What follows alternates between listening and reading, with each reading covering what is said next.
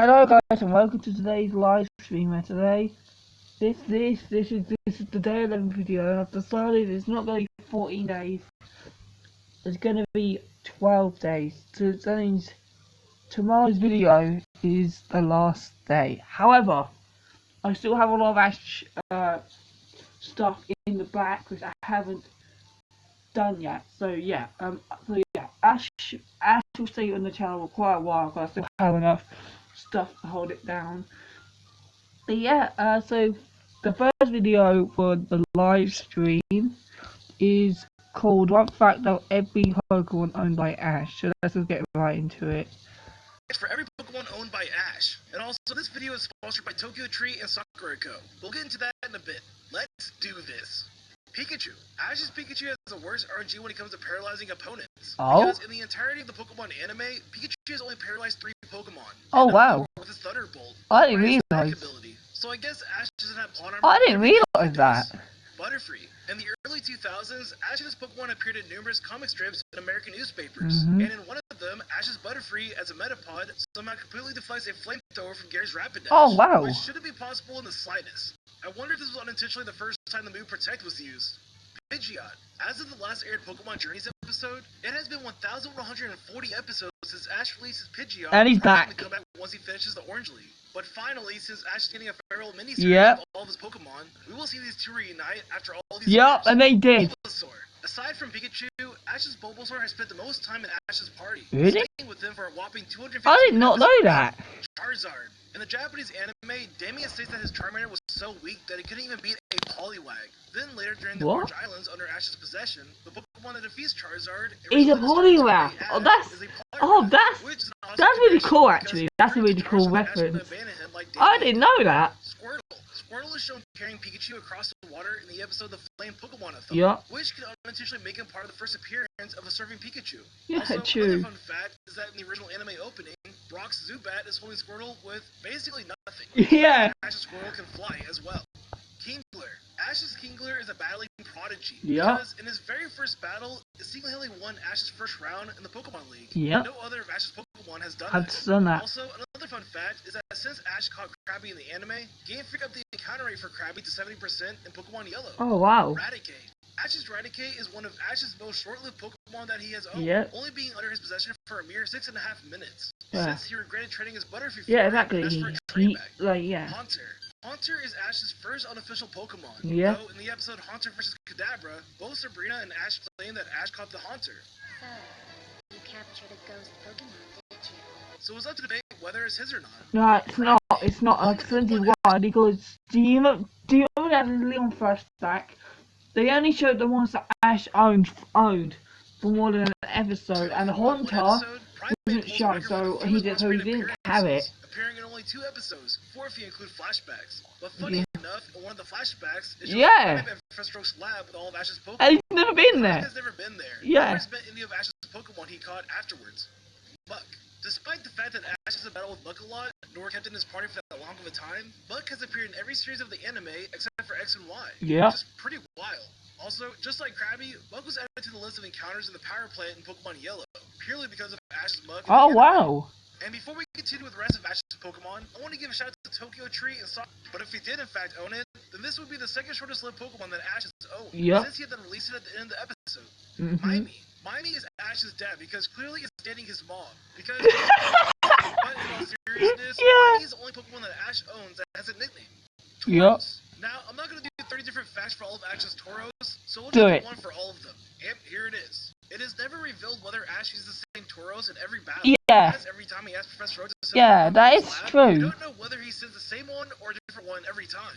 Also, another fun fact is that later on in the anime, Ash is offered a Rhyhorn in exchange for his Tauros. For some reason, Ash declines. Like, why? You literally get 29 more. Exactly.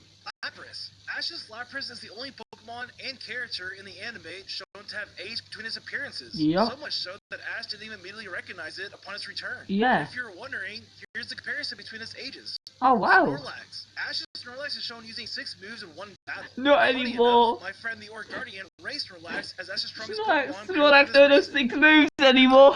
Ash's Heracross is probably one of the strongest Pokemon. It's heavily contributed to taking down Tobias's Hack Darkrai. Because in the battle, Heracross's Hyper Beam collided with Darkrai's Ice Beam, and then Heracross was put to sleep by Darkrai's Yeah. Dark Void. But Heracross had an advantage because it used Sleep Talk and then landed a Mega Horn on Darkrai, which was the strongest Bug-type move at that time. Yeah. Bayleaf. Ash's Bayleaf is the first character in the anime to have a crush on Ash. Yeah. It was even confirmed in the episode Once in a Blue Moon. Also, another fun fact is that as a Chikorita, Bayleaf was once a game leader. But finally, it wasn't on purpose because a Primate picked a fight with it and Bayleaf won the battle, becoming the new leader of Primate's gang. Oh wow! In Ash's battle against Jasmine, Ash had his Quilava use Flamethrower on the Sandstorm that was created by Jasmine's Steelix, heating up the sand and turning it into a heated tornado that knocked out Steelix and won the battle. Which could have been the inspiration for the new move Scorching Sand. Yeah, maybe. Also, another fun fact is that out of all of Ash's Pokemon, Quilava took the longest to evolve. Yeah. A total of 507 episodes between capture and evolution, which was longer than a decade in real-world time between episodes. Yeah. Totodile. For all we know, Totodile could have actually been caught by Misty, since Ash and Misty were competing for Totodile, throwing their lure balls at the same time. And it was never revealed which one actually caught Totodile, since they battled to decide its ownership. Noctile. Ash's Noctile's voice actor in both English and Japanese is Yuji Uda, who is also the Japanese voice actor for a lot of Ash's powerful Pokemon. Really? Like his Sceptile, Infernape, and Greninja. Oh wow! Ash's Beedrill is the only Pokemon that Ash has caught and then given away. And Yeah. if you're wondering, this would technically be Ash's most short-lived Pokemon, only being under his possession for 5 minutes in the episode, if you don't count his temporary Pokemon. Donphan. Ash's Donphan as a Panphi is one of 3 of Ash's Pokemon that appeared in an obscure arcade game from Japan called Wobbuffet Fell Down. Oh really? I couldn't find any gameplay footage, but here's a promotional picture of what it looked like. Oh wow! Also, another fun fact is that Ash's Donphan as a Panphi, again, is Ash's only Johto Pokemon that appears in the TCG. Larvitar. Oh wow! Unlike the other Pokemon that Ash has hatched from an egg, Ash's Larvitar is wild, as Ash has never seen or trying to use a Pokemon to capture it. Also, another fun fact. However, he does own it because of the Leon flashback, and also the Annie Poke team when they released stuff on Ash's Pokemon and Larvitar was one included. So he does own it. Ash's Swole strength is on another level. Yeah. Along with it being able to endure a thunder from Well, except for Journey. Bro, Journey absolutely hates the Hoenn team. Kind of nuts. Sceptile. For a short period of time, Ash's Sceptile was Ash's weakest Pokemon despite it being fully evolved. Because in the episode Odd Pokemon Out, it became completely unable to use it until 2 episodes later. And coincidentally, Ash's Sceptile goes from being one of his weakest to definitely one of his strongest, since it was able to finish off Tobias' Darkrai, which was a Pokemon that was supposedly never defeated before. Corphish. Ash's Corphish is Ash's only Hoenn Pokemon to be capable of evolving, but never doing so. And because of this, it tended to get jealous when Ash used evolved Pokemon over it. Oh wow. So, another fun fact, when Ash's Corphish uses Bubble Beam, the colors of the bubbles vary per episode. Oh, I didn't know that. Blue, multicolored, orange, or just blue bubbles. Oh wow. Torkoal. In the TCG, there's a card of Ash's Torkoal that has a wrong type, because, like we know, Torkoal is a pure fire type, but in this card, it is labeled as a fighting type. Oh wow. In the TCG, fighting represents rock and ground, but not fire. It wouldn't surprise me if the creators of this card thought Torkoal was a fire ground type, since it does have an earthy vibe to it. And finally, this happened for a second time, with another Torkoal card prior. Glalie. Ash's Glalie is the first Pokemon in the entirety of the anime to land a critical hit, since you can hear the announcer say that Glalie's finishing headbutt on Charizard looks like a critical hit. Whoa, that looked like a critical hit. Oh wow, I didn't know that. Apom. Ash's Apom was confirmed to be female in the anime, but the Shackdub kept referring to it as a male, and never corrected it, to the point that in the episode Battling the Generation Gap, Lila's Delcatty's gender was changed from male to female just to make Delcatty's cute charm activate on it. Oh wow. Which is pretty ridiculous and funny. Staraptor. Ash's Staraptor was a comic relief character while it was a Staravia. Because it loved battling so much that it would become depressed when Ash wouldn't choose it for a gym battle. And this is what it would look like. Oh wow. Ash's Grotle evolving into Torterra was possibly the worst thing that could have happened. Yeah, it never won. In Grotle, it was able to defeat several Pokemon, but once it evolved into Torterra, it never won again. Of Team Rocket, it never defeated a single Pokemon in a battle again. Infernape. Most of Ash's Pokemon left with Professor Oak remained there faithfully waiting for Ash's return, but Ash's Infernape is the only one to not have done this, because he ran off for a few days to try to find and challenge Moltres to a battle in an effort to become stronger. Yep. And even squared off against Ash's Charizard, while noting that Charizard defeated Articuno while Infernape faced Moltres. Weasel. Of all of Ash's Pokemon that have fought their evolved forms, Ash's Weasel is the first one to defeat his evolved form on his first try. Yeah. Which doesn't make that much sense, but I guess it's pretty impressive. Glysker. Ash caught Glysker in an anime-exclusive location near Route 215 in Sinnoh. And what's cool about this is that in Diamond and Pearl, you can find Gligar there, but only as a dual-slot encounter, with the required game being Pokemon Emerald. Which I would say is a clever nod from the writers of the anime, since Ash came to Sinnoh from Hoenn. Gibble. Ash's Gibble had a running gag whenever it tried to use the move Draco Meter. Yeah. No matter who Ash was facing, it would always hit the nearest member of the Piplup line, which most of the time would be Dawn's Piplup, which was hilarious. Yeah. Unfezant, or as I like to say, Unfezant. Ash's Unfezant was once available as a random Ed distribution in Generation 5. Oh, wow. With Iris's Axew and Silence Pansage. Did not know that. What's interesting about this event is that the eggs had a small chance of being a shiny, which hardly happened for anime distribution. Oh, wow. Oshawott.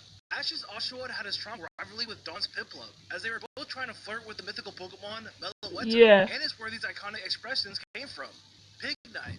Ash's Pignite continues a tradition among most fire starters, being the third one to be abandoned by his first trainer before Ash took it in. Yeah. With the other two being Charmander and Chimchar. Snivy.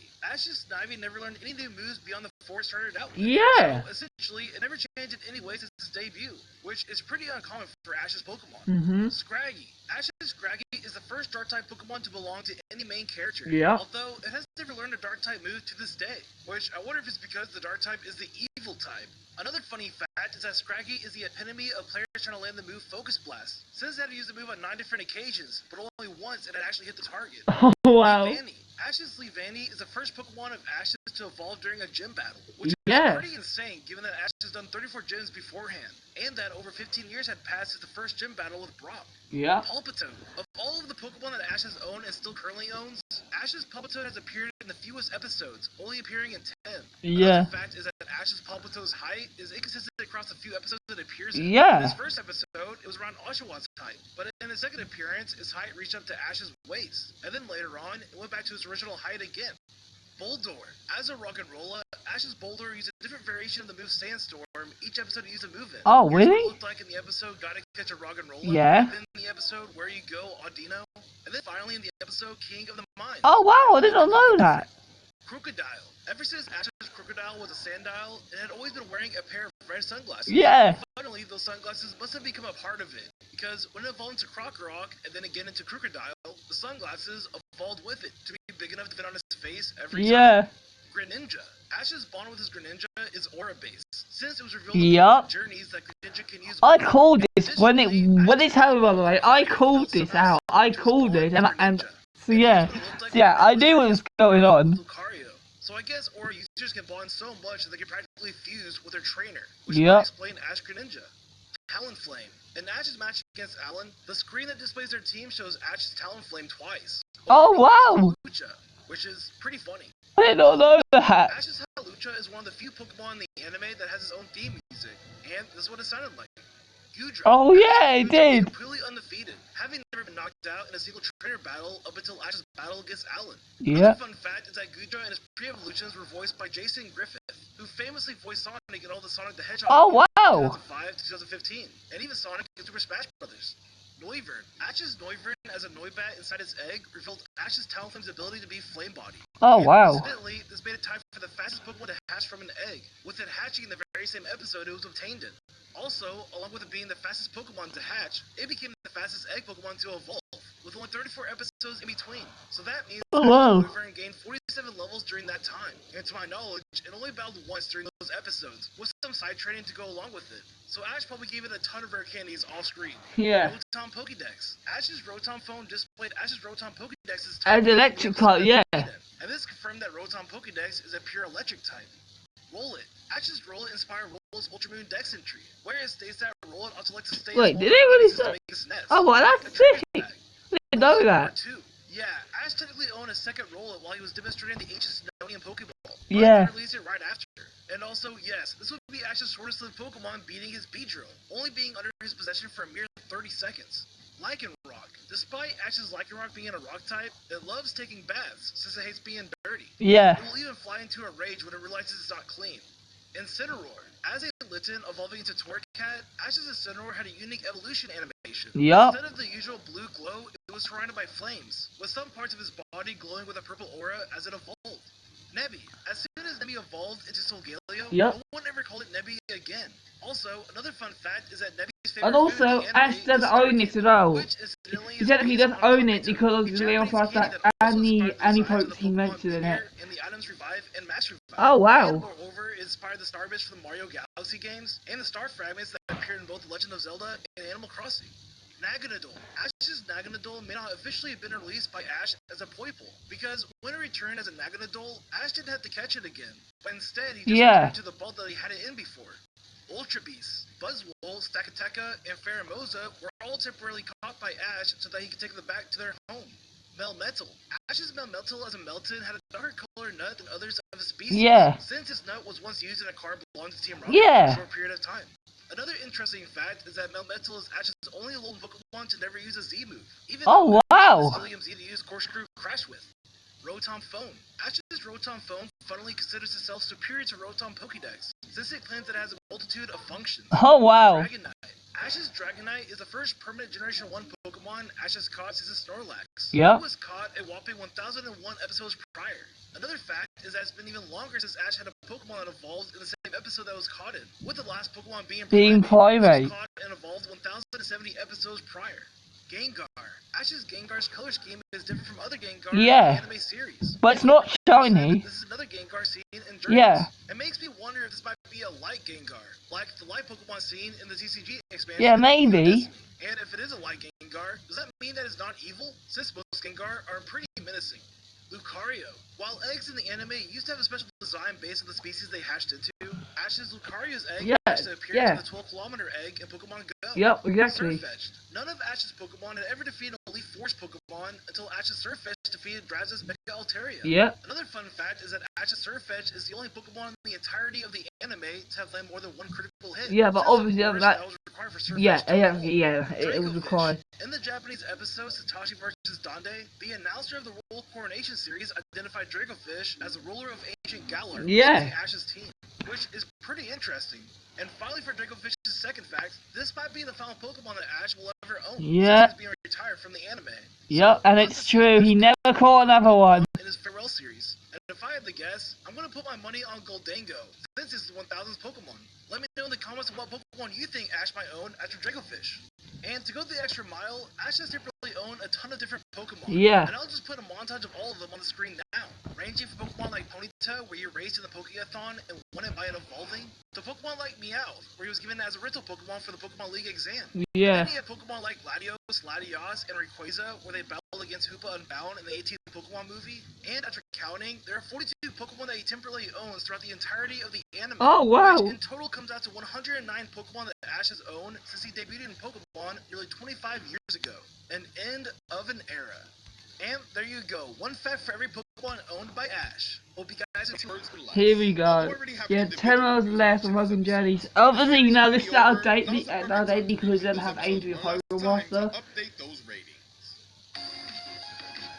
Yeah, obviously, I still actually have a lot to do with Journey. Pikachu's origin story, and goes too apparently.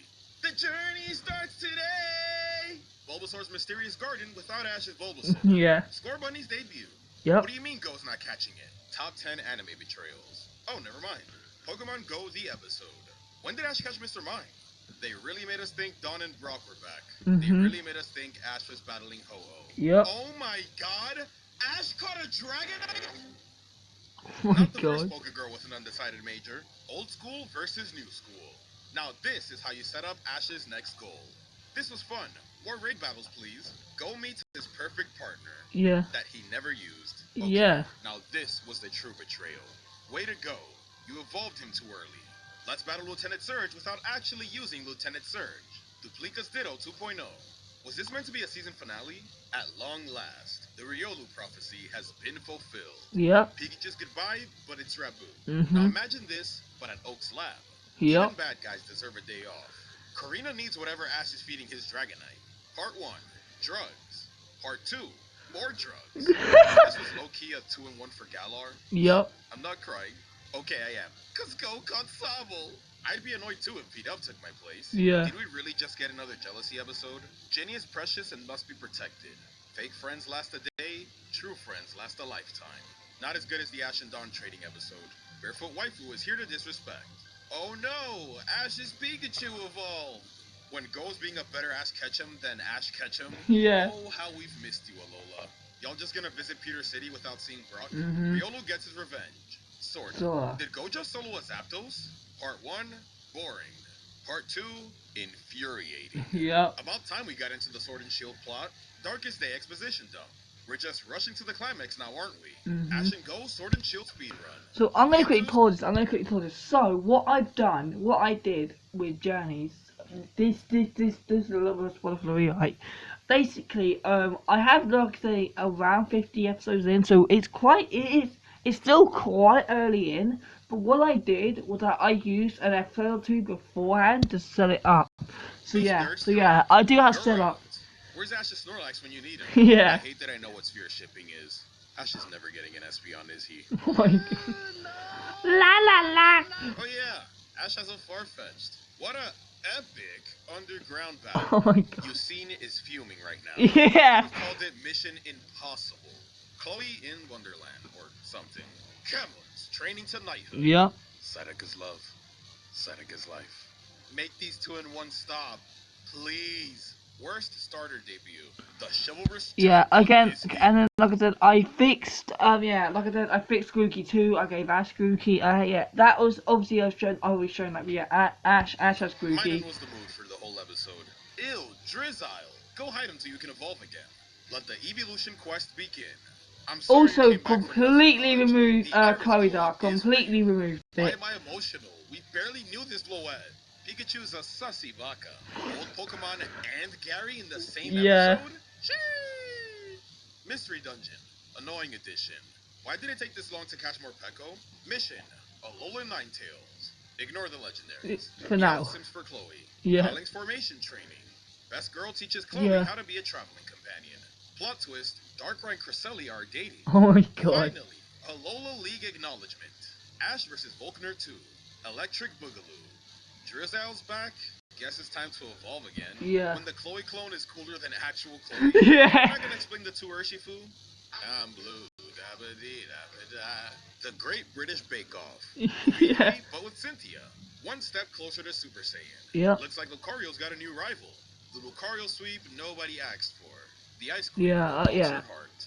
Again, I fixed. I fixed the B battles here. I managed to fix quite a lot of journeys, and I made it even better.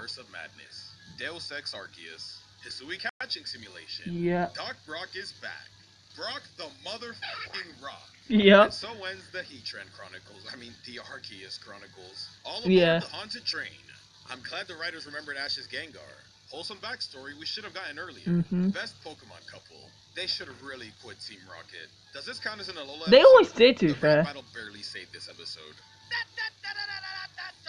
Marnie really gave us the best Gigantamax battle, then did. Yeah, seriously. Why couldn't Grookey get this training? Yeah, do that with Grookey. Ash and Clement, training like the old days. What is this, a Kalos League? Wait, it is. Team Rocket Podcast. Yep. Emperor the Ambassador. The new Bond phenomenon. Rest in peace, right hand. Yeah. Okay, now this was the ultimate betrayal. The perfect family reunion. Yep. Now this is the true end. Yeah, and I did these episodes so well. What I did the episode, and I did the episode, and I did these right before the last it again. Right before. Brandon would be so proud or upset. Best rival meets best training. Yeah. Boralon got the Kalos League Trevor. Oh yeah, this but is a straight up like I video. said, I fixed. I'm literally, I'll tell you now. I'll give you a quick update. I am literally right on the Masters tournament now. I am right on it. Like I am on the Masters tournament now, and I've done 35, like pretty much 35 episodes. So you can tell how good it's good it's gonna be. Why is there a Masters A recap during the Masters A? Oh my the god. writers clearly didn't care about Leon versus Diantha, and this is why we fear Cynthia. Come on, putting in the work. Should have been Mega Garchomp, but this is still satisfying. Are you serious? Now a Go recap, and now Go's leaving? Great. At this point, I'm numb to the recaps. The Fated battle is surprisingly even. F in the chat for the Journey's ace. This Leon comeback is crazy. The very best, like no one ever was. Project Mew, more like Project Mid. And the worst companion conclusion goes to... Did Ash and Go just break up? The journey ends today! Yeah, and also, I fixed I managed to fix Project Mew too. I maintain Project Mew quite decent at least, so people shouldn't rage over it too much. Fifth worst goes to episode 9. This was one huge clickbait, making us think that Ash was finally gonna confront Ho-Oh, but instead it was an episode about just making this old man believe in Ho-Oh, which is pointless because we know it exists. This plot point was done far better in the Johto anime, which is saying something because Johto sucks. Fifth best goes to episode 131. This is the episode where Leon asserts his dominance. His cracked Rillaboom was extremely entertaining to see. The animation was on point. Ash's Pokemon were giving it their all, and it ends with a literal world-breaking match between G-Max Wildfire and 10 million volt Thunderbolt. This was insane. Fourth worst goes to episode 120. So not only was the Masters Tournament interrupted for a Chloe recap, literally all the Chloe episodes are removed. Because I could not be asked, and I also I couldn't find a way to make Chloe have a better arc. I couldn't find anything, so what I decided. This was the best of both worlds. We got the return of all of Ash's lab Pokemon, who actually helped train the Journeys team, as well as the return of best rival Paul. This was the best way they could have used Ash's older Mons since they weren't competing in the Masters Tournament, and it was also a fantastic showcase of I made as you did older Mons because to episode 48. Well, let me think what I actually did real quick. Let me think what I did. So what I did, I added the Paul episode before the Raihan fight. And I did that because the ones that actually in the Paul episode, he used against Raihan. So instead of having him train those ones for the Masters 8, he trains them for the Raihan fight. It's perfect. Because I moved Greninja to be a little bit earlier in the series. Being a huge waste of time by the end of it. The only people I can see truly enjoying this episode are those who ship Lucario and Cinderace. Oh my god. For me, bro. Third best goes to episode 112. This just felt like a true conclusion to the Sun and Moon anime. Lily's family is reunited, the gang's all together again, and Ash is getting the true respect and recognition he deserved for becoming the Alola champion. Now this is how you build up Ash's Masters 8 appearance, making him represent the entire region of Alola. Second worst goes to episode 41. Oh my god. The infamous 2-in-1 featuring Team Rocket dubbing I thought this would be the worst! Marshtomp. The Team Rocket part was kind of boring and cringe, while the Marshtomp portion actually pisses me off. People were uncharacteristically stupid the whole time for the sake of a really long joke with no actual payoff. Shit just kinda happens for the sake of happening. And I hate it. Second best goes to episode 111. After 3 years, we finally get the resolution to the Mon storyline, and Pokemon Journeys knocked it out of the freaking park. Easily one of the most emotional episodes, one of the most heartwarming, and arguably one of the best Pokemon episodes, period. I cry every time I watch this. Worst episode goes to episode 81. I hate this episode so much. Go catches his first ever shiny Pokemon, and the episode does not care in the slightest. The shiny Voltorb was just a setup to introduce these two blue Pokemon fanatics that are annoying and cringy as hell. This is another episode where things just kinda happen. Unlike the 2-in-1s, where each plot lasts for half an episode, this is a full 20 minutes of nothing. I never thought I'd get sick of seeing the color blue, but this episode did it for me. And finally, the best episode of Pokemon Journeys goes to episode 132. Although it has a shaky start, everything else more than makes up for it, because it's the culmination of Ash and Pikachu's journey throughout the 25 years of the Pokemon anime. It has tons of references and cameos, the best art and animation in all of Pokemon, all for Ash to finally be crowned the very best like no one ever was. I will never get tired of saying that. Journeys may have its ups and downs, as seen from my ratings, but this is an episode that can stand on its own and be enjoyed by any Pokemon fan from any generation. Thank you all for watching this video. Let me know your favorite and least favorite episodes. Right, let's get this video is talking about which Ash companions could be the very best. So obviously, though, this is not focused on the companions. But finally, Ash Ketchum is to be retired as the main protagonist of the Pokemon series, as well as Pikachu, presumably, but mascots are a whole separate conversation. Today, instead of Ash himself, I wanted to look back at the many traveling companions across the years and see which one of them could be the very best like no one ever was. We already know that Ash's champion material, but which one of them could also come out on top? Oh, okay. He's talking about which ones could become champion. Not be getting her Quagsire from the Johto games. Okay. Starting at the bottom, I think we can all agree that Tracy does not have what it takes. Yeah. He only ever had 3 Pokemon that we know about, that being Marill, Venonat, and Venomoth you mean now, because his mouth would be Venonat evolved. Although he did unwittingly catch a huge power fairy type before it was cool, so that could be something, I guess. Yeah. But let's just be charitable. Time has passed since Ash traveled with these people, so let's see what happens when we pimp out their teams to the max. Well, for Tracy, it's not all that much. He can get an Azumarill and a Venomoth, which are fairly useful, and then a potential Sizzle. No, but then Scyther didn't evolve. Scyther did have a whole arc about how old it was, so maybe it evolves into Cleavor instead. That would have been cool. Some of these Pokemon can be, a team of 3 isn't going to be able to stand up against the full loadout that some of the others will have. Yeah. Like Misty, for instance. She's had far more than the 6 Pokemon limit over the years, so we get to have our pick. No, Misty is held back by different reasons, largely that being her monotype status. Yeah. I know that she's a water-type gym leader, but that didn't stop some of Ash's other friends from branching out, and it's so common that many others have water-type Pokemon as well. Yeah. But what can we pull?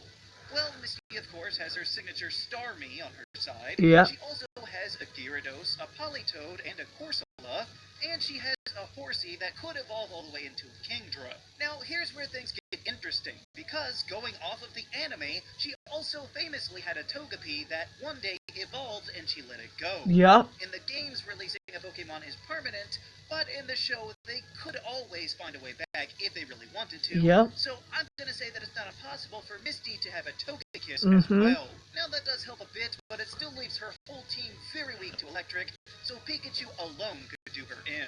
And then if you combine the previous 2 limitations of small teams and universal weaknesses, you get the Alolan group of friends. Oh yeah. These trainers have too few Pokemon and are too restricted on types. Take Kiawe.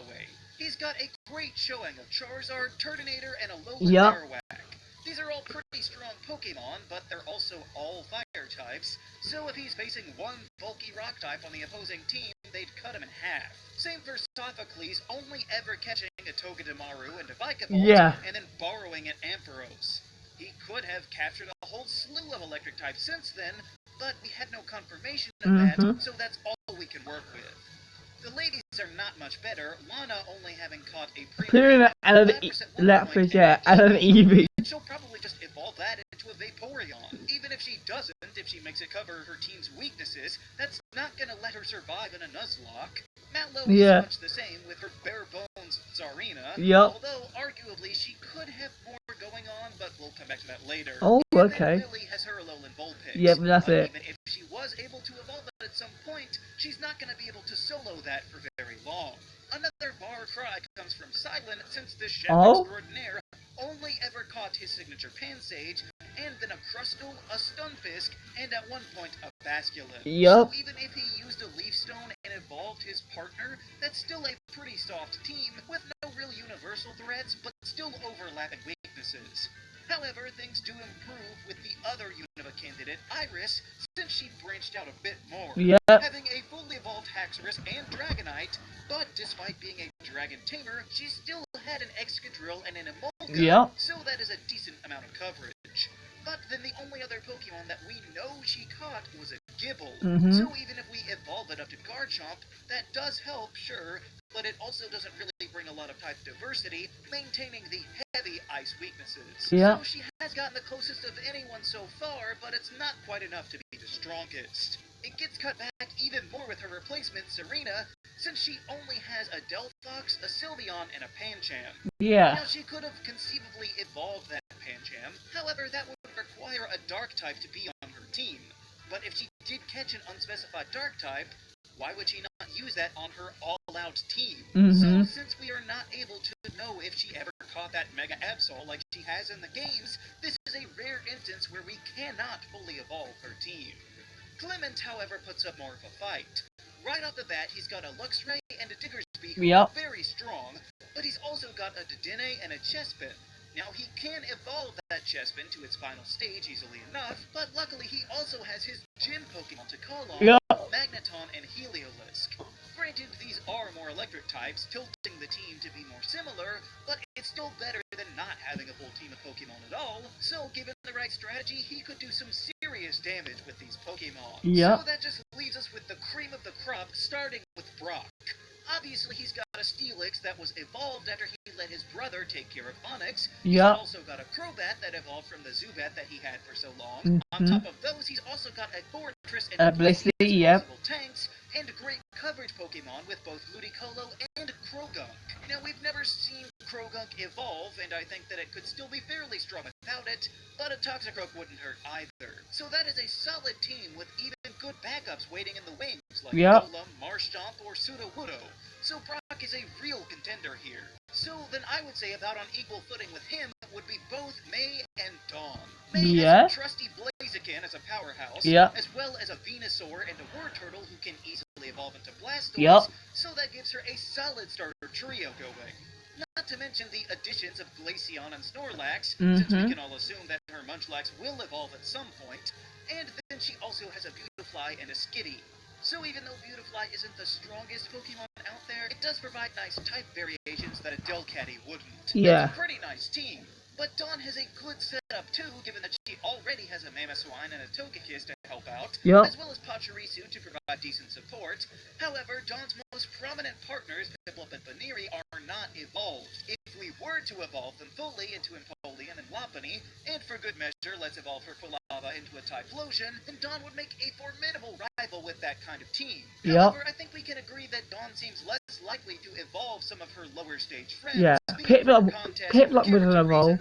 Which does place May slightly above her, since more of her Pokemon are already confirmed to be evolved. But with all that, there is of course one more of Ash's friends that we need to look at, this of course being the most recent one, Go from Pokemon Journeys. Go is very different from most of the traveling companions that we've seen, since he actually seems to follow the catch-em-all mindset, catching vast quantities of Pokemon all the time. So there is no shortage of fodder for us to use, starting with his closest friend, Cinderace, which would undoubtedly be the cornerstone of any team that he builds. And likewise, he's got an Inteleon to back it up.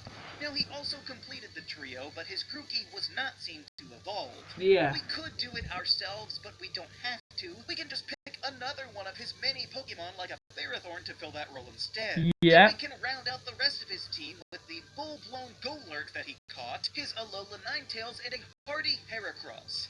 That's a difficult team to overcome, but we also have to mention the fact that Go has canonically caught legendary Pokemon. In his many travels, he's at least caught he had a Suicune and a Regieleki. If I had one available, I don't know about you, but he also caught a Regieleki and Eternatus. That certainly stacks his team even more than it already was, but that is not the extent of the legendary exploits, since as we alluded to before, Mallow at one point cared for a had a Shaming, also bonded with Magearna and a Blacephalon, or Lana with her Xurkitree. So that bolsters their abilities quite a bit, but not quite enough for them to come out on top in an all-out brawl. I mean, even Ash's friend Bonnie had a Zygarde on her side. But speaking of, if we're talking about befriending Pokemon, there is one character that cannot be overlooked, that of course being Max. Max was a tag-along during the Owen era of Go, and he was too young because he had Jirachi. But in time, he will be. And once he goes down that path, his past could catch up with him, meaning that he could possibly have a Jirachi on his team.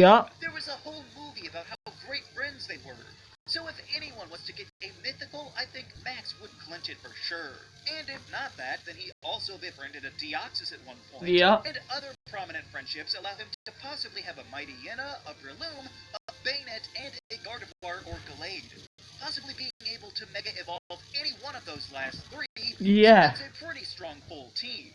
And that is only counting the canon experiences that we have seen him have thus far. Once he actually becomes a trainer, he'll presumably get a starter from Professor Birch that would help, and likely even inherit a Pokemon from his dad Norman and get to train up a Slackoth to evolve at some point. Sure, that's all speculation, but what is not is his almost encyclopedic memory regarding all things Pokemon. Being able to rattle off not just type effectiveness like any old Rube, but level up movesets and even mechanics, like Earthquake doing double damage to a digging opponent. I know that there's more to Pokemon battling than just memorization, but a it sure seems to serve the real-world champions fairly well. Yep. Maybe Max doesn't have the gut instinct that it takes to become a champion, but what else would he have learned in his time with Ash if not to sometimes go on impulse? I feel like a few losses would whip him into shape and cause him to try some crazy new strategies. I mean, he was present for the infamous Thunder Armor event versus Liza and Tate, so Max could definitely think outside the box when need be. Now, by the time he does grow into that trainer, Go will also have had time to travel more and possibly catch even more legendaries. But if that's true, then we could speculate that about any one of these people. Just looking at the Pokemon that we can for sure connect back to these trainers, Go's most prominent option, Eternatus, ends up being weak to all three of Max's potential heavy hitters. Granted, Go has more where that came from, but what's Suicune gonna do against Jirachi? Perhaps it is presumptuous to think that Max would get all of these Pokemon to join him once he becomes a trainer. After all, in the lore of the movie, Jirachi would still be sleeping for another few thousand years. But if that's the way this kid operated before, why wouldn't he keep gaining the trust and adoration of Pokemon all over in his journeys?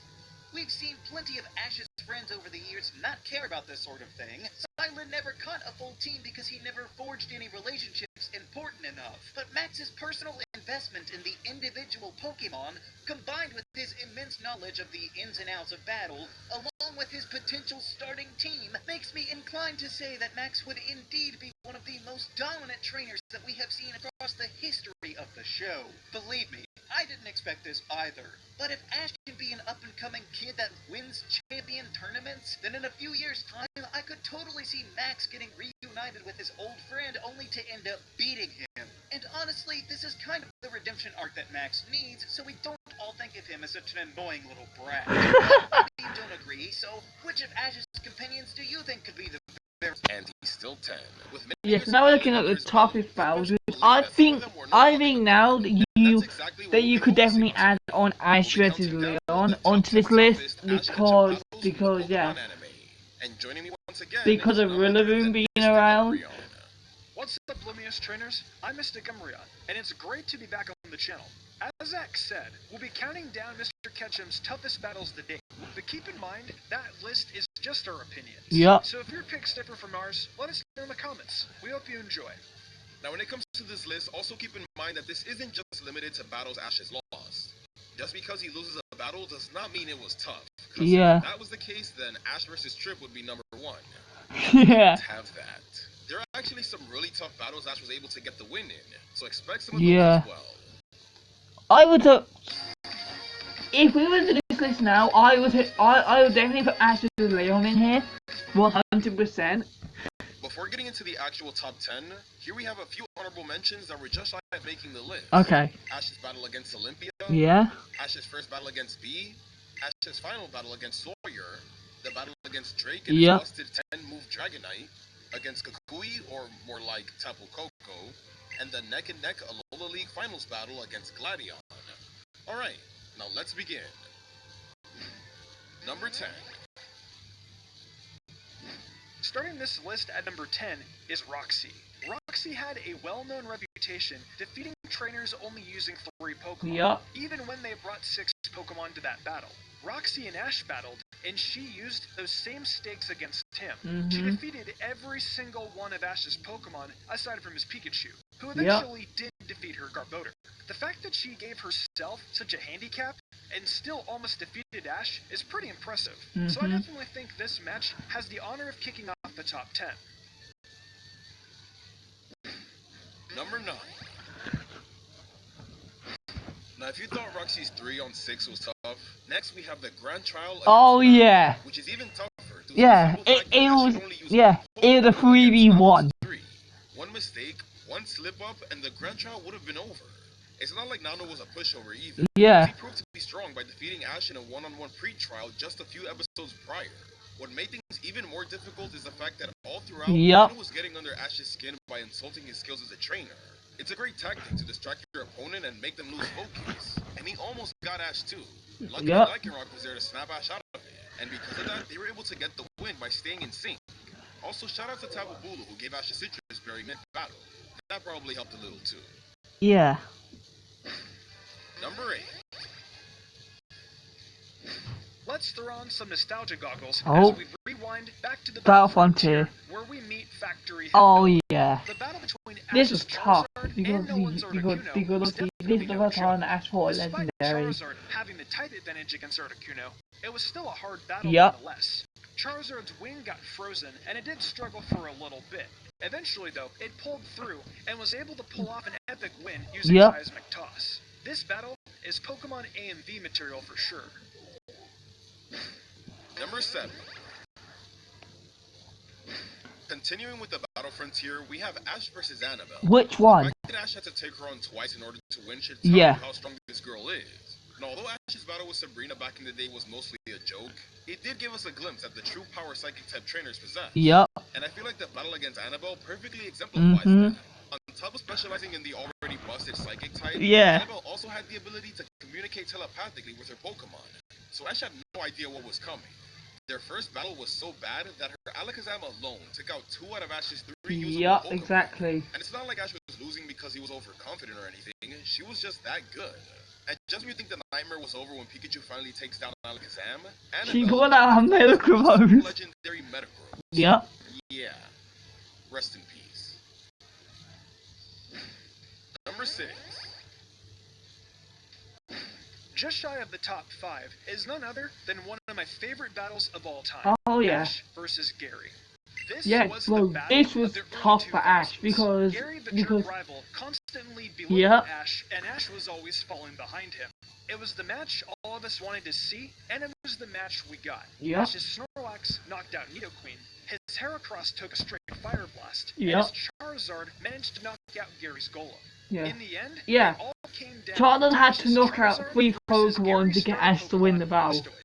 Ash had used one of his crazy strats, learning the field, and it made Gary's Blastoise struggle. Finally, after a constant battle of the starter Titans, despite Ash having the type disadvantage, he was able to pull through, making him the victor. We all remember that match, and as a kid, watching it on Kids WB, it will forever be engraved in my memory for the rest of my life. Number 5. Ash versus Paul. Now what's special about this entry is the fact that Paul has 2 battles with Ash that are considered as some of his absolute the League and Lake Acuity. Their final battle at the Sinnoh League. Although it seemed like Ash had the upper hand from the beginning, it was all part of Paul's plan to lure Ash into a false sense of security. Because after this, the man pulls out his annoyingly strong Drapion and knocks out half of Ash's team in an instant. And just when it looks like Ash is bouncing back, his Electivire brings Ash down to his final Pokemon, Infernape. Luckily, Ash was able to get the win in the end, but man was it a close one. The other battle, however, was probably the more tougher one. And it's their first full battle. Bro, Ash got destroyed. As he was in complete control for the entire match. With Ash only being able to take down 2 Pokemon, while Paul took down Ash's entire team of 6. It was brutal. Number 4. Just one ahead of the number 5, we have the battles of Brandon. Then you already kind of know the premise with Pyramid King Brandon. Ash was defeated by him twice, and he dug Paul a new grave. Ash, however, bringing his 3 OG Kanto starters, this is so smart. To defeat Brandon. Charizard got taken out by Dusclops, Bulbasaur took it out with the Leech Seed, Squirtle took out Ninjask, then got knocked out by Solrock. Bulbasaur and Solrock both knocked each other out with the Solar Beam, and finally, Ash defeated Brandon's Regice with Pikachu, securing him the victory. This was an epic match beyond a doubt, especially seeing all of Ash's Kanto OGs. However, had Brandon used Regirock and Registeel in the battle, I think he would have lost. Would have lost. He did win though, so good for Ketchum. Number 3. Ash versus Flint. Oh boy, this was a complete beatdown. Ash and Flint decide to have a 3-on-3 battle. And my god, does Flint prove his Elite Four strength. With Infernape alone, Flint was able to defeat Ash's Weasel, who should have had the advantage, Ash's Infernape, and finally Pikachu. Ash was really no match for him. Fun fact, this is actually the only time Ash's Infernape loses after fully evolving. So that should tell you how strong Flint's Infernape is. When Ash was down to Pikachu specifically, you can tell they were pushed to their limits. But Flint, on the other hand, didn't seem to have much of a struggle. Well, at least this helped inspire Volkner, so it wasn't a total loss. Number 2. Other than the most obvious number 1 spot, Yeah, the Alon fight. And the battle I'm referring to, of course, is Ash's battle against Alon. This was the final match of the Council. Some key highlights were definitely Alon's Bisharp landing 2 guillotines against Goodra and Hawlucha. Ash had a 3-2 lead and decides to have Pikachu battle Charizard, but despite the type advantage, Thunderbolt does nothing. And there's also the fact Goodra left a rain dance behind helping Greninja. The overall battle was really intense, but we all know the most epic part. The final battle between Ash Greninja and Mega Charizard X. I cannot wait to recreate this battle in the real. I cannot wait. Even though Ash does unfortunately, bro, the journey's right, it's gonna be so good when it's done. Trust me, guys. And you will be on the edge of your seat. If you've seen this battle, you will know exactly what I am talking about. Honk stands. Number 1. Tobias. Many of you probably expected, Ash's toughest battle was against none other than and I gave Ash a rematch with this man in the rewrite too. Well, not in the main rewrite, in Mess Up Pokemon Master rewrite, right, a part of the Journey rewrite. I gave him a rematch with Tobias. I needed to get this fight fixed. Alanios. Yeah. Please stop now. If you really want to demoralize someone, this is how you do it. After that, Ash's fate was pretty much sealed. Like, who knows what else this dude had up his sleeve? And we'll probably never know, because Ash could not get past that Latios, unfortunately. I will give credit to Ash and Pikachu, though, because at least they went down fighting as hard as they could. And that's why this is Ash's toughest battle to date. Because cheating as Tobias really had the audacity to pull up with 2 legendaries. Yes, Mythicals counts as legendaries. Thanks for watching, everyone, and huge thanks to Mr. Umbreon.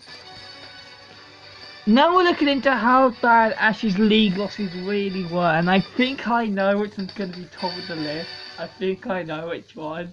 Good morning, everybody. Good morning. It's JPR, and welcome back to another video. Today, April 1st, marks the 25th anniversary of the Pokemon anime series. Yep, and we're almost at the 26th anniversary. So, as much as I'd love to make another April Fool's Day video about my love for NASCAR 2005 Chase for the Cup, that wasn't a joke, actually. I figured it would be a fitting occasion to look back and see just how bad each of Ash's league losses really were. After all, he was clowned on for 22 of those 25 years for not winning a league, so just how many of these L's were deserved, and how many had some amount of chicanery involved? Let's find out. So kicking this video off is the loss that I think is the most justified, but also at the time of it happening, was by far the most controversial. Ash's Kalos League loss I mean, this is definitely the best loss Ash had out of the 6 leagues. This is definitely the best loss, but it still, you know, made us, you know, mad. Even some of the animators of the episode later admitted that even they were disappointed by the creative decision for Ash to lose once again. Oh wow! It truly seemed like Ash was at his strongest in the XY series, and I can certainly understand why boy loses league again. This was Ash's 6th league loss in 19 years. It was the first time that Ash had ever advanced to the final round of the league. Not to mention that he also had the power of the legendary hero Greninja on his side. There are some other things that people were upset about too, like the fact that Ash's water type lost against the fire type move Blast Burn, even though we've seen countless times before that type matchups really don't matter that much in the anime. And need I remind you that this is the same show where Pikachu managed to KO an Onix, Or literally a couple episodes prior, Greninja KO'd a Mega Sceptile with Water Shuriken. But I didn't see #Justice for Sawyer trending on Twitter, so where were y'all? There's also the fact that the episode in Japan was titled Victory, Ash's Ultimate Battle. They literally clickbaited us. Going to win. But hey, as a YouTuber, I respect their attempt at some good clickbait. Technically, a Kalos League victory did happen. It was just not the one we wanted. Community shenanigans aside, the battle itself is quite a great one. And it certainly helped that Alon is the only character to defeat Ash in a league that wasn't just lazy. Exactly. He literally wasn't a last minute rival. Series where we saw him take on everything from legendary Pokemon to Elite Four members. And By the end of it, he was dang near unstoppable. It's safe to say that his Mega Charizard X is easily one of the strongest Pokemon to ever exist in the anime. Ash's loss here may have been his most disappointing, but it's far from his worst. Plus, Alon only considered entering the Kalos League after XY episode 116. By episode 123, he had already won 8 badges in 7 episodes. 8 badges in 7 episodes time. If that isn't a world record speedrun for the anime, I'm not sure what is. Say what you will, but Alon was certainly a deserving champion. Ash's second least offensive loss, I would say, is against Harrison in the Johto League. Yeah, that makes sense. Let's be real, we all got what we wanted when Ash finally defeated Gary in this league. Anything else was just icing on the cake. Not only did Harrison prove himself to be a formidable opponent for Ash, but it's also understandable that Ash would be at a disadvantage because he fought ones that Pokemon that he had never seen before. Yeah, exactly. So the loss makes so much sense. With that in mind, I would say that this is probably Ash's most influential loss. Which counts for something, but above all else, there wasn't any chicanery. It was a good, clean fight, and probably Ash's least controversial loss of them all. I only put this below Alon because Harrison was a last-minute I mean, he was last minute, but still. But at least we got to infer that, like Ash, this was probably his second league if he came from the Hoenn region, making him a trainer of equal experience.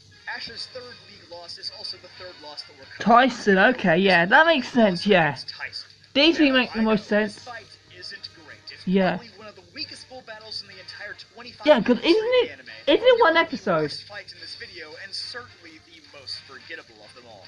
They completely rushed through almost a full 6-on-6 battle in only one episode. Yeah, I thought so, They have to cut away to Team Rocket shenanigans and Ash's friends. So that just tells me that they couldn't have done Leon vs. Diantha in one episode. About 1 or 2 strikes. Yep. I've accused Journeys of being rushed before, but honestly, I didn't remember how awfully paced this match was. Yeah. This is the epitome of rushed. But remember, we're ranking how justified the loss is, not the battle itself. Yeah. Just like Harrison, Tyson is yet another last-minute addition to the series, so we're not off to a great start.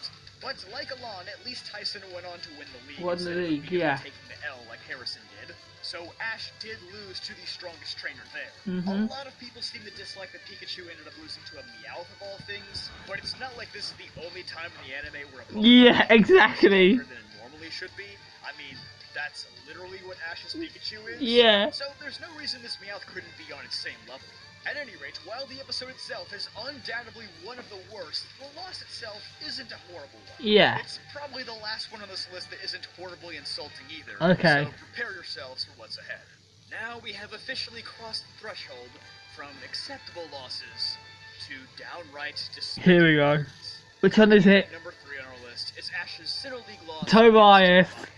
Easily the most ludicrous of them all, but unlike the coming battles, there are at least some redeeming exactly. Obviously, it just screams cheap when you have to pull out a trainer who exclusively uses mythical and legendary Pokemon the last second when Ash just defeated his greatest rival, Paul, and looked to be in prime position to win his first league. To this day, I am convinced that this was a direct consequence of us all buying Action Regions. Most likely. And said, "Here, how do you like it now?" But that's the obvious downside of this fight, and don't get me wrong, it's a big one. But, as I said before, there are some small positives. First, I'll give it a point because Tobias did win the league. I mean, could you imagine if he lost? Probably not, but it's still a good thing that didn't happen. Secondly, Ash does become the only person in the entire Sinnoh region to defeat Tobias' Dark Rise, something even the other finalists couldn't do. So we can confidently say that although he finished in the top 4, he was most likely the second strongest trainer there. He even follows this up by defeating Latios, although it does ultimately result in him losing the battle. Still, taking out 2 of Tobias' Pokemon when nobody else could even manage 1 is extremely impressive. Plus, I'll say it, this was far from Ash's best team. In fact, it was probably one of his worst from this tournament. I mean, why did he have Torkoal? And Swellow, but they were in way over their heads here. I'm not saying that Ash would have won if he had used his best possible. That's true. Like, if he'd used Charizard, Snorlax, I mean, I would have been panicking in just because it's battle after Paul. It would have been very tired. It's not like the Charizard definitely could have helped helped to get Polaris for sure. At least it serves as a great measuring stick for how far Ash had come. And now we've arrived at Ash's second worst league. It's Kanto? Yeah. So yeah, I fucking knew you would be first. And at the time, many thought it may have been his own. Yeah, imagine. If this was the way that Ash left the anime, losing because his Charizard disobeyed. His orders. Of course, Richie is yet another case of a last-minute introduction, and it certainly doesn't help that he's basically another version of Ash/Red. He even uses the same Pokemon that Ash has owned at one point. The battle itself only lasts about 5 minutes too, making it the shortest one here. But it's not even Ash's fault, it's Team Rocket. Like Ash vs. Alon, I'm pretty sure this loss cut extremely deep back when it happened. But in retrospect, it's kinda believable. Ash hadn't earned Charizard's trust. Yeah, exactly. Going in. Yet he chose to gamble on it for the win, when he could have relied on nearly any of his other Pokemon. He could have used Kingler or even even Tauros. Tauros never battled in the league. This would be the perfect weapon to do it. Yeah, exactly. With that being said, though, there are still some aspects of this battle that haven't aged well.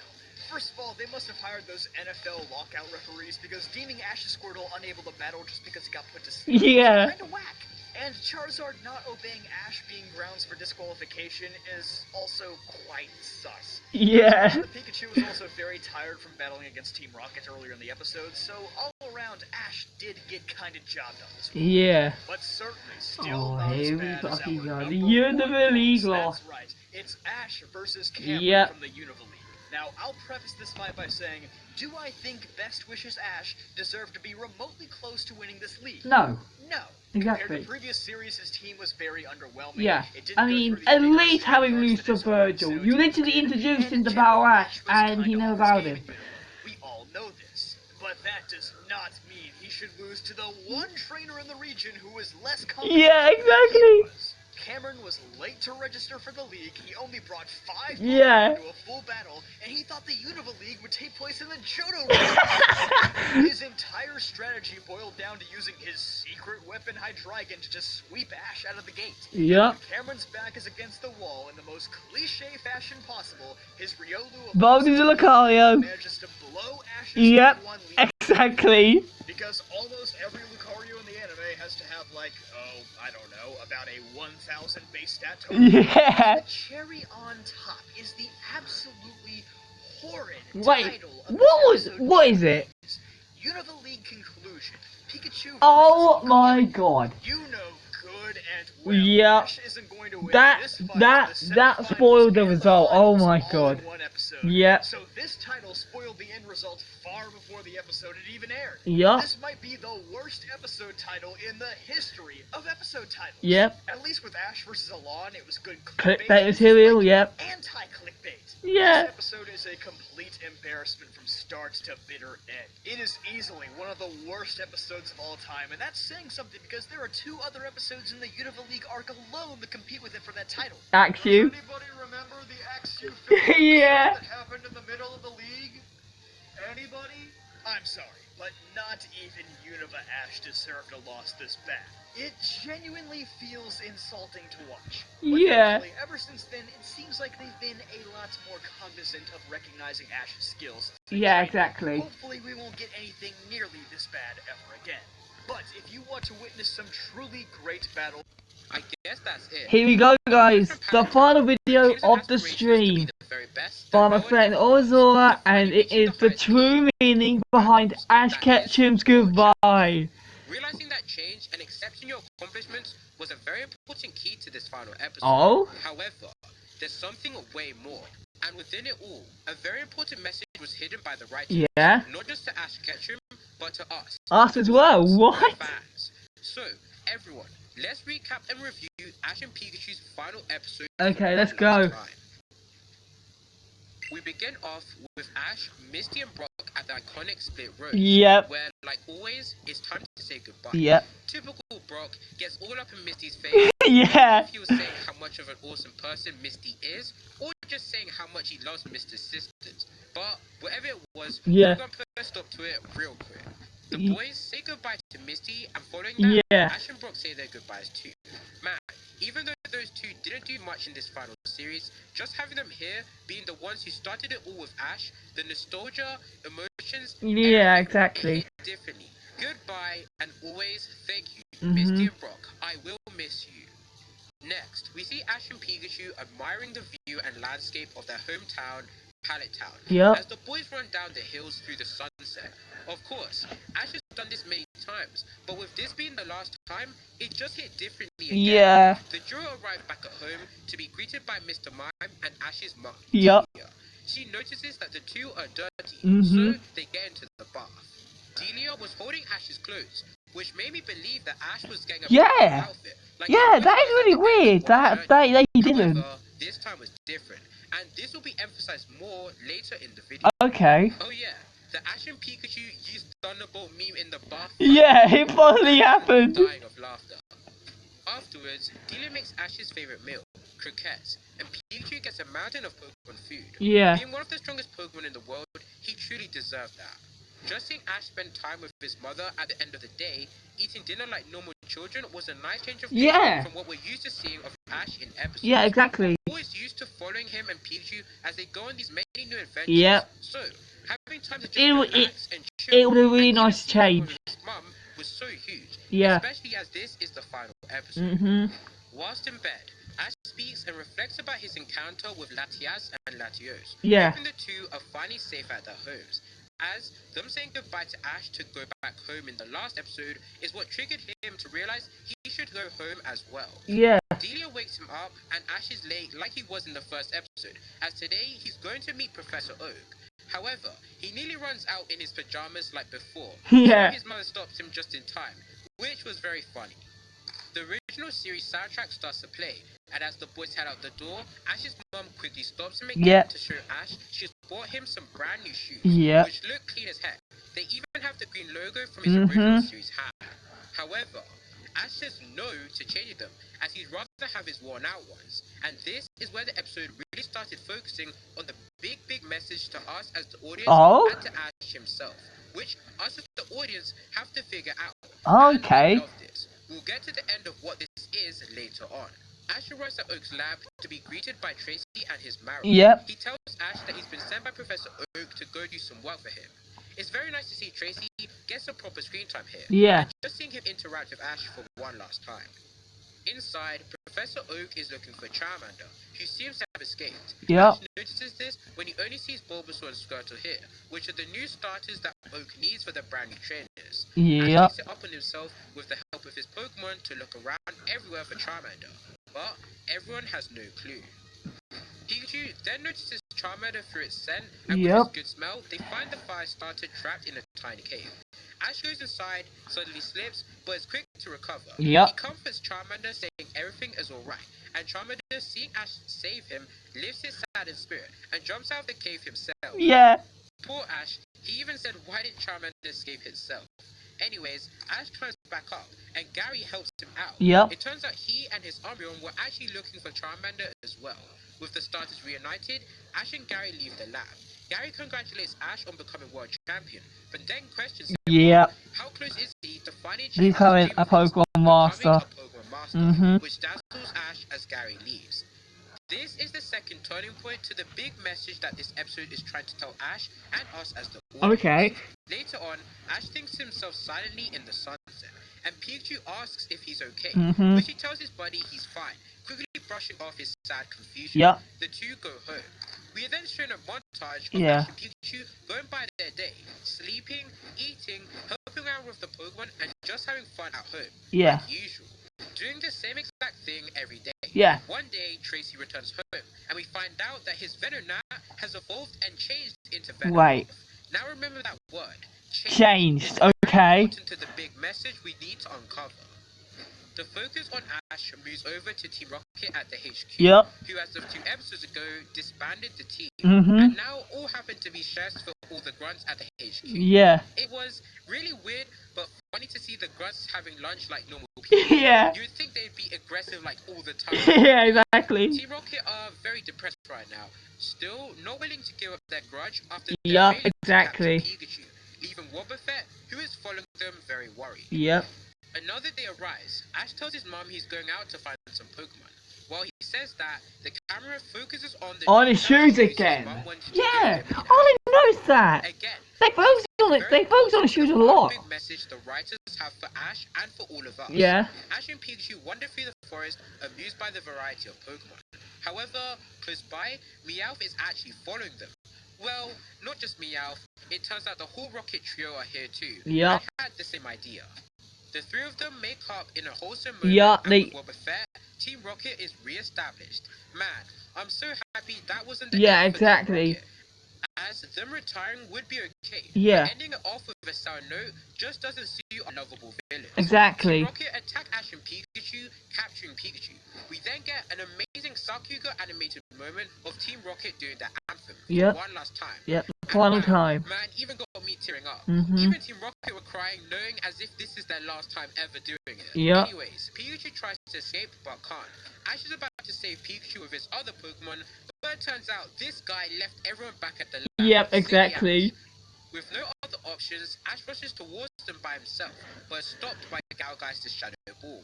Just when it seemed it was all lost for Ash, Ash's Pidgeot, yes, you heard me right, Pidgeot returns and rescues Pikachu. This was crazy. I was not expecting them to bring back Pidgeot, which is a Pokemon myself and literally everyone in the community has been wanting I would have seen for so long. The original series, and it's finally back. Jesse and James didn't know who this Pidgeot was. Yeah, exactly.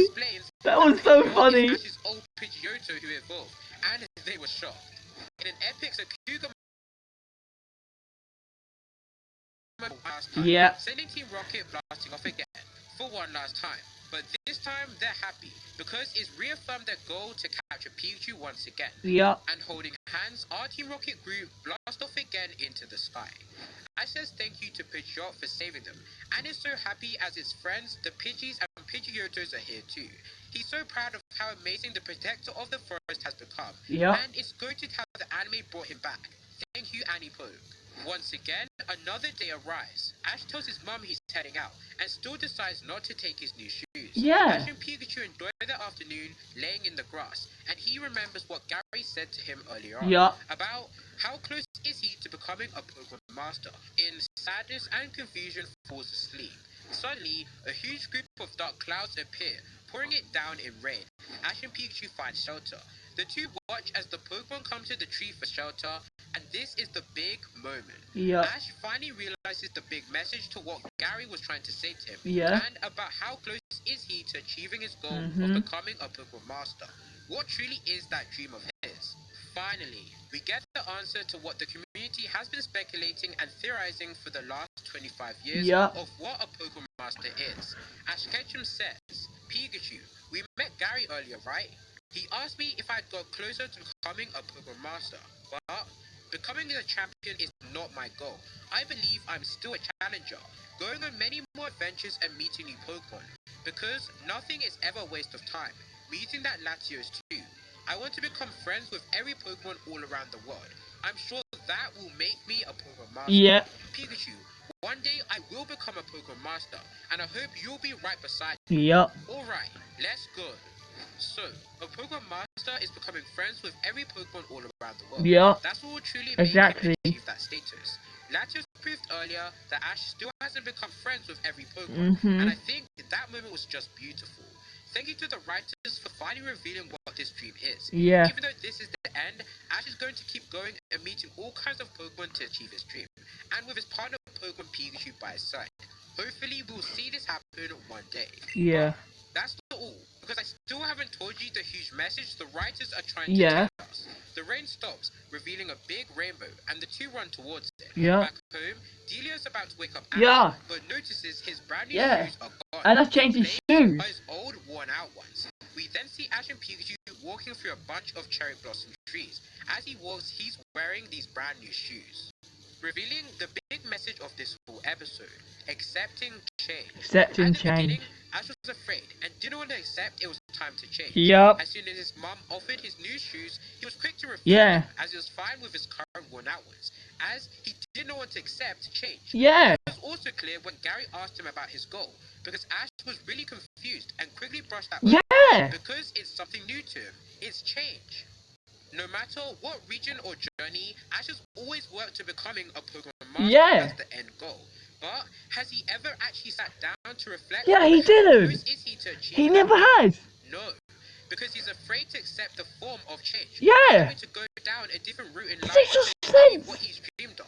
There's also symbolisms of change when Tracy returned back and Ash noticed that Tracy's Venonat now evolved into a Venomoth. When Ash was doing the same thing every day, waking up late and having his mum wake him up. Yeah. These were habits Ash was used to and did not want to change. He didn't want to change, yeah. This ultimately goes back to his shoes. He's done so much with those shoes, been everywhere in the Pokemon world with those shoes, achieved heights and levels which can only be imagined with those shoes. If he was to change them, he would be changing and saying goodbye to his current self.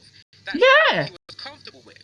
But that wouldn't help him in achieving his ultimate goal. Exactly. Master, leading him to finally accept change. And the symbolization of him wearing those new shoes showcased that. Thank you to Annette on Twitter. She also explained that Ash's worn-out sneakers is a reference to the lyrics from Ash's Japanese voice actor Rika Matsumoto's song. Tight Wild, yeah. In those lyrics, it says, "But now they can't even anywhere else in the world. The best worn-out shoes." Ash realized those shoes were the best ones that can't be found anywhere else. They were the best pair of worn-out ones because they have their limits. Myself. And this goes into Ash accepting change with his brand new shoes. Yeah, exactly. I saw him walking through the cherry blossom trees. In Japan, they symbolize the death and birth of life. Oh my god. Renewal. The death of Ash's previous self, which he had to accept to move on, and now the birth of his new self. Who knows what it truly takes and knows what he must do. Wow. Did not know that. And that is what the writers are trying to say to us. Because we as the fans have to change as well. We have to change. Be scary, sad, annoying, confusing. Change has to happen and happens all the time. Yeah. You have to accept change to move on, to become the best you can be. And enjoy whatever comes next in life. And this perfectly ties into the new series. Yeah. Now we have new protagonists, characters, and stories waiting to be told. We can't enjoy them if you don't accept change. Yeah. Like with Ash leaving. Yeah, exactly. Do listen to them to tell us. In the final scene, we see Team Rocket watching over Ash and Pikachu as always. Yeah. The pair get to a split road from the beginning of this series, and like they did last time, they used a twig to determine which way to go. Yeah. Last time, Ash went the opposite way to the direction of the twig. This time, Ash followed it. Yeah. And the last shot reads, "Till next time, a new beginning." Including Ash and Pikachu's final episode. Yeah. Wow. I love this. I still can't believe that's the end. But the message the writers portrayed to us in this episode was just beautiful. Yeah. Thank you so much for 25 years of amazing memories that will cherish forever, Ash Ketchum. And what a journey it has been. Yep. With this ending, I'm sure one day, we will see Ash and Pikachu again, Yeah. wherever it is. If you enjoyed today's video, please be sure to give it a like. That's it for the live stream, guys. And so yeah, we all have to change. Just like how Ash has to change, we all have to change and move on from Ash and change into the new story of Liko and Roy. I'm sure that we will see Ash again in the future. But yeah, this was day 11 of the 12 days. Tomorrow's video, or Tuesday, whichever day it is, I know what I must do. But yeah, thank you for watching the live stream today, guys, and I'll see you in the next one.